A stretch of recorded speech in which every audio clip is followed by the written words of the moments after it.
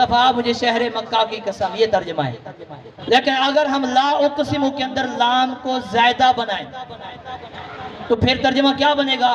फिर अरबी ग्रामर के मुताबिक तर्जमा ये बनता है ला उक़सिमु बिहाज़ल बलद, मुस्तफ़ा मुझे कोई जरूरत नहीं मैं शहर मक्का की कसम खाऊं, मुझे कोई जरूरत नहीं मैं कसम खाऊं, लेकिन मुस्तफ़ा मैं शहर मक्का की कसम खाता हूं। बोला क्यों? क्या वहां खाना काबा इसलिए कसम खाता है? क्या वहां मकाम इब्राहीम है इसलिए? क्या वहां आबे ज़मज़म है इसलिए? वहां सफा और मरवा है इसलिए? क्या फरमाता है? नहीं, काबा है तो होता रहे, मकाम इब्राहीम है तो होता रहे, सफा मरवा है तो होता रहे। मौला फिर तू शहर मक्का की कसम क्यों खाता है?